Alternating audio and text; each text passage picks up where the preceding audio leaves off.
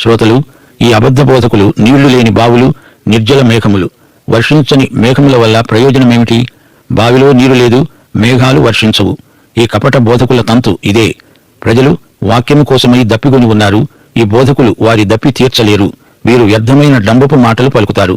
మాటలు వినడానికి ఇంపుగానే ఉన్నాయి. వారి వాగ్దాటి గొప్పదే. వారిలో శరీర సంబంధమైన దురాశలు నిండి ఉన్నాయి. పోకిరి చేష్టలు చేస్తారు. కన్ను, చెవి, ముక్కు ఈ మూడు ఎక్కువగా ఆకర్షించబడతాయి. నూతన విశ్వాసులను మరులు గొల్పుతారు. కామవికారము చేత వీరు ఈ బోధకుల మాటల చేత రెచ్చగొట్టబడిన వారై చెలరేగుతారు. తామే భ్రష్టత్వానికి దాసులై అలాంటి వారికి స్వాతంత్ర్యం ఇస్తామని వాగ్దానాలు చేస్తారు. శుష్క వాగ్దానాలు, శూన్యహస్తాలు. తామే బందీలు, ఇతరులను ఎలా విడిపించగలరు? జయించిన వానిదే పైచేయి, జయించబడిన వాడు దాసుడవుతాడు. స్వాతంత్ర్యాన్ని వాగ్దానం చేసే వీరికి స్వాతంత్ర్యమంటే ఏమిటో బొత్తిగా తెలియదు. వీరి జ్ఞానమంతా వీరి తలలో ఉంది, అంతే. సత్యాన్ని ఎరుగుదురు గాని సత్యమును ప్రేమించరు. తాము సత్యమును గురించి మాట్లాడతారే గాని సత్యం వారిలో ఉండదు. రాను రాను వీరికి సత్యం దూరమైపోతుంది. తిరిగి లోకమాలిన్యంలో దిగబడిపోతారు. తామే దుర్నీతికి బందీలైపోతారు. లోకమాలిన్యాన్ని వీరు వదిలించుకోవాలనుకున్నా అది వీరిని వదలదు. మనకు ప్రభు, రక్షకుడు అయిన యేసుక్రీస్తు యొక్క అనుభవ జ్ఞానము చేత మాత్రమే లోకమాలిన్యము నుండి తప్పించుకోగల శక్తి వస్తుంది. అయితే తిరిగి అందులో దిగబడితే వారి కడవరి స్థితి మొదటి స్థితి కంటే మరీ ఘోరమవుతుంది. వారు సువార్తను వినలేదా అంటే విన్నారు గాని వినదంతా వారు నమ్మరు. అందుకే హఠాత్తుగా తిరిగి తప్పించుకోలేని బంధకాలలో చిక్కుకుంటారు. కొందరైతే సువార్తను వింటారు గాని దేవుణ్ణి పూర్తిగా నమ్మరు. సంశయాత్మతో విని వినట్లు ప్రవర్తిస్తారు. విడిచి వచ్చిన కల్మషంలో మళ్లీ దిగబడిపోతారు. పేతురు ఈ విమత బోధలు ఎలాంటివో, అవి ఎలాంటి విష ఫలితాలిస్తాయో వివరిస్తున్నాడు. ఈ బోధకులు సంఘంలోకి రవాణా అయి వస్తారు. వారి బోధలను అరికట్టాలి. దేవుని వాక్యానికి భిన్నమైన బోధలను వినకూడదు. అమాయకులు ఈ దుర్బోధలు విని చెడిపోతారు. సత్యాన్ని మార్చి చెబుతారు. నిజాన్ని అబద్ధంతో కలుపుతారు. కల్తీ సత్యాన్ని ప్రజల చేత నమ్మిస్తారు. దీని ద్వారా తమకు లాభం. వీరు స్వలాభపరాయణులు. వీరు ప్రభువును మహిమపరచరు. ప్రభువు మహిమను దొంగిలిస్తారు. తమ బోధను సమర్థించుకోవడానికి వాక్యంలో అక్కడో వచనం ఇక్కడో వచనం తెచ్చి అతికిస్తారు. పెద్ద మాటలు ప్రయోగిస్తారు. తమ తెలివితేటలు, తమ పాండిత్యం ఎంత గొప్పవో ప్రదర్శించాలని చూస్తారు. ధనార్జనే వీరి ధ్యేయం. అతీత శక్తులు తమకు ఉన్నాయంటారు. తాము రహస్యంలో ఏమి చేస్తున్నారో ఎవరికీ తెలియనియరు. రహస్య జీవితం సుఖభోగాసక్తమైనది. వీరితో పోరాడి ప్రయోజనం లేదు గాని వీరి ఆంతర్యాన్ని వాక్యం ద్వారా ఎండగట్టాలి, బహిర్గతం చెయ్యాలి. దేవుడు ఒకానొక రోజు వీరికి తీర్పు తీర్చబోతున్నాడు. తెలిసి కూడా తిరిగి వెనక్కు పడిపోవడం ఘోరం. సువార్త అసలు వినని వారి కంటే విని అంగీకరించి తిరిగి వెనక్కు తిరిగిపోయిన వారి బ్రతుకు రెండందాలా నష్టమే. దేవుని సన్నిధిలో వినలేదు అని చెప్పలేవు. విన్నావు గాని వెనకబడిపోయావు గనుక శిక్ష తీవ్రతరమవుతుంది. పేతురు కుక్కను దృష్టాంతంగా తీసుకుని చూపుతున్నాడు. కపట బోధకుడు కుక్కతో సమానం. కుక్క కంటే నీచమైన జంతువు యూదుల దృష్టిలో మరొకటి లేదు. కుక్క కక్కిందే మెక్కుతుంది. పేతురు సామెతలు 26వ అధ్యాయం 11వ వచనాన్ని ఇక్కడ ఉటంకిస్తున్నాడు. తన మూఢతను మరల కనబరిచే మూర్ఖుడు కక్కిన దానికి తిరిగే కుక్కతో సమానుడు. కడుగబడిన పంది బురదలో దొల్లడానికి మళ్ళింది. పేతురు తప్పిపోయిన పంది ఉపమానం చెప్తున్నాడు. వింటున్నారా? యేసు ప్రభు తప్పిపోయిన కుమారుణ్ణి గురించి గొప్ప ఉపమానం మనకు ఉపదేశించాడు. దీనిని ఆధారం చేసుకుని పేతురు మనకు తప్పిపోయిన పంది ఉపమానం బోధిస్తున్నాడు. లూకాసు వార్త 15వ అధ్యాయం 11 నుండి 32వ వచనం వరకు ఈ ఉపమానం చెప్పబడింది. తప్పిపోయిన కుమారుడి కథ తెలియని వారుండరు గాని ఈ ఉపమానాన్ని సరిగా అర్థం చేసుకున్నవారు బహు కొద్దిమంది. ఆలోచించండి. ఒక పాపి కుమారుడవటం కాదు, ఒక కుమారుడు పాపి అవడమే ఈ కథంతా. ఒక తండ్రి, అతనికి 2 కుమారులు. చిన్న కుమారుడు దూరదేశానికి పయనమయ్యాడు. దూరపు కొండలు నునుపు అనిపిస్తాయి. ఈ కుర్రవాడు దూరదేశానికి పరుగులెత్తాడు.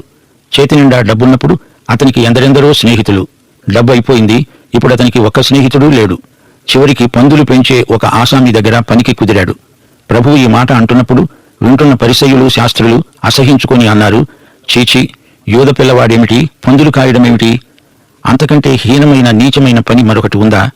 ఈ కుమారుడు తప్పిపోయి నైతికంగా భ్రష్టుడయ్యాడు. తాగుబోతూ, వ్యభిచారి, ఒకటేమిటి అన్ని రకాల దుర్వ్యసనాలకు అలవాటు పడ్డాడు. చిట్ట చివరికి పందుల మధ్యన చేరాడు.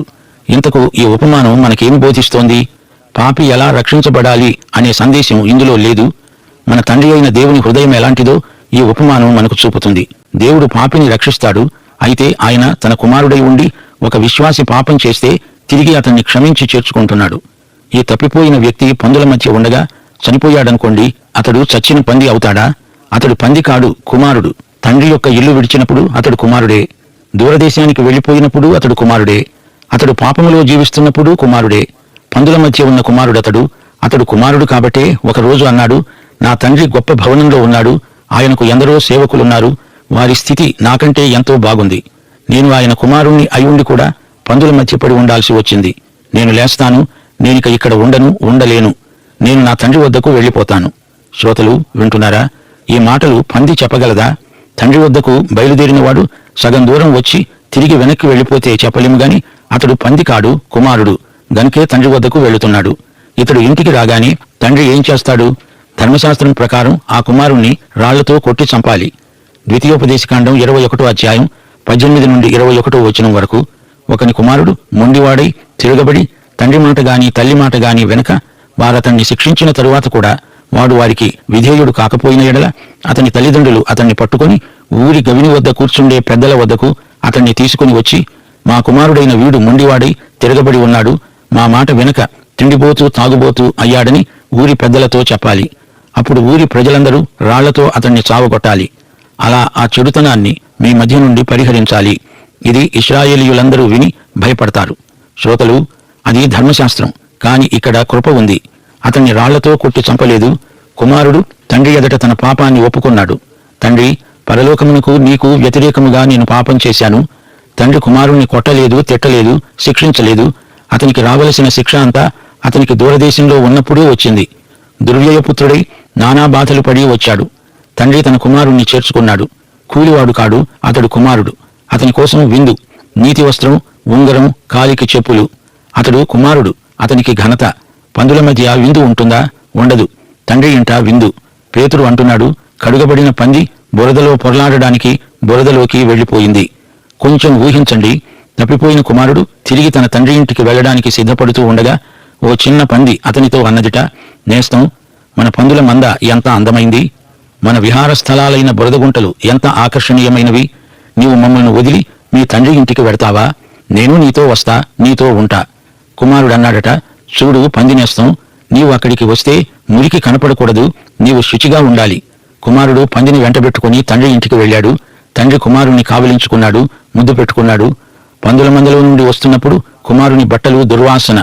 కుమారుడు స్నానం చేసి మంచి దుస్తులు ధరించాడు. కుమారుడితో పాటు పంది కూడా స్నానం చేసింది. దాని మెడకు అందమైన రిబ్బన్ కట్టారు. దాని నోరు మంచి టూత్ పేస్టుతో కడిగారు, పండ్లు తోమారు. శుభ్రంగా కనపడింది పంది. 2 రోజుల తరువాత పంది కుమారుడి దగ్గరికి వచ్చి అంది, నేస్తం, నాకిక్కడ ఏమీ బాగాలేదు. కుమారుడన్నాడు, అదేమిటి? నాకెంతో ఆనందంగా హాయిగా ఉందే. ఆహా, ఇంత ఆనందం నాకెన్నడూ ఈ మధ్యకాలంలో కలగలేదే. నువ్వేమిటి ఏమీ బాగాలేదంటున్నావు?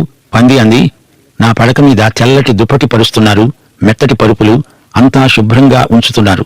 నాకు మురికి బురద ఉంటేనే కాని హాయిగా నిద్రపట్టదు. నేస్తం, ఏమిటా మాటలు? ఇది పందుల మంద కాదు, నా తండ్రి ఇల్లు. పంది అంది, నేస్తం, ఈ బల్ల ఏమిటి? ఆహార పదార్థాలను పళ్ళెంలో అమర్చటం ఏమిటి? ఎబ్బే, అంతా ఆ మట్టి గుంటలో పడేస్తే ఎంచక్క స్వేచ్ఛగా రొంపిలో రోతలో తినొచ్చు. కుమారుడన్నాడు, ఇది పవిత్ర స్థలం, ఇక్కడ అలాంటివి ఉండవు. నేస్తం, నీకిదే వీడుకోలు, నాకీ వాతావరణం గిట్టదు, నీవు నీ తండ్రి దగ్గరే ఉండు, నేను మా నాన్న దగ్గరికి వెళ్ళిపోతున్నా అంటూ పంది కిషోరం కంచె దూకి చెంగు చెంగున గంతులేస్తూ తన మురికి తండ్రి దగ్గరికి, దుర్గంధాల నాన్న దగ్గరికి చక్కా వెళ్ళిపోయింది. పందులను కన్న తండ్రి తన చిన్నారి పందిని స్వీకరించగానే ఇద్దరూ బురదలో పొరలాడారు. పందులకు కుమారులకు తేడా ఎంతో ఉంది. కలిసిమెలిసి తిరిగినా పంది పందే, కుమారుడు కుమారుడే. పందులు కుమారునితో తండ్రితో ఉండలేవు. అలాగే కుమారుడు పందుల మధ్య అట్టే కాలం ఉండలేడు. పైకి ఎన్ని మెరుగులు దిద్దినా పంది పందే. మనం బయటి రూపాన్ని చూస్తాము. మనిషి పైకి కుమారుడై ఉండి లోపల పంది అయితే అసలు రంగు త్వరలోనే బయలుపడుతుంది. అందుకే భక్త పేతుడు అంటున్నాడు, కడుగబడిన పంది బురదలో దొర్లడానికి మళ్ళినట్లు అనే నిజమైన సామెత చొప్పున ఈ కపట బోధకులకు సంభవించింది. ప్రకటన గ్రంథం 17వ అధ్యాయంలో వర్ణించబడిన దృశ్యం ఎంతో భయానకమైంది. ఆమె మహావేశ్య, ఆమె చేతిలో సువర్ణ పాత్ర. ఆ స్త్రీ మహాబబిలోను. 14వ వచనం, గొర్రెపిల్ల రాజులను జయిస్తాడు. సోదరీ సోదరులారా, ప్రియ శ్రోతలారా, కపట బోధల విషయమై జాగ్రత్త. ఆ బోధకులు చివరికి గాఢాంధకారంలో పడిపోవటం ఖాయం. అనుభవ జ్ఞానం క్రీస్తునందే మనకు లభ్యమవుతున్నది. 19వ వచనంలో చెప్పబడిన వాస్తవం మరోసారి ధ్యానించండి. తామే భ్రష్టత్వానికి దాసులై ఉండి అట్టివారికి స్వాతంత్ర్యాన్ని వాగ్దానం చేస్తారు. అయితే ఒకడు దేని వలన జయించబడతాడో దానికి దాసుడవుతాడు గదా. స్వాతంత్ర్యం అంటారు గాని అసలు ఎవరికి పూర్తి స్వాతంత్ర్యం ఉంది? దేవుణ్ణి వెంబడించని వారు తమ స్వకీయ దురాశలను వెంబడిస్తారు, శరీరాశలకు బానిసలైపోతారు. మన జీవితాలను క్రీస్తుకు సమర్పిస్తే ఆయన మనలను పాపదాస్యం నుండి విడిపిస్తాడు. క్రీస్తు మనలను స్వతంత్రులనుగా చేసి ఆయనను సేవించడానికి స్వేచ్ఛనిస్తాడు. దాని ద్వారా మనకెంతో మేలు, ఎన్నో ఆశీర్వాదాలు. లూకా సువార్త 11వ అధ్యాయం 24 నుండి 26 వచనం వరకు ఈ వచనంతో ఈ పాఠం ముగిస్తాము. ప్రభు అన్నాడు, నా పక్షమున ఉండని వాడు నాకు విరోధి, నాతో సమకూర్చని వాడు చెదరగొట్టేవాడే. వెనకబడిపోయి అక్కడే ఉండిపోతే ఆ మనుష్యుని కడపటి స్థితి మొదటి దానికంటే చెడ్డది అవుతుంది. పాఠం ఇంతటితో సమాప్తం. మన ప్రభు అయిన యేసుక్రీస్తు వారి దివ్య కృప, తండ్రి అయిన దేవుని పరమ ప్రేమ, పరిశుద్ధాత్మ యొక్క అన్యోన్య సహవాసము, సమాధానము మనకందరికీ సదాకాలము తోడై ఉండునుగాక. ఆమేన్.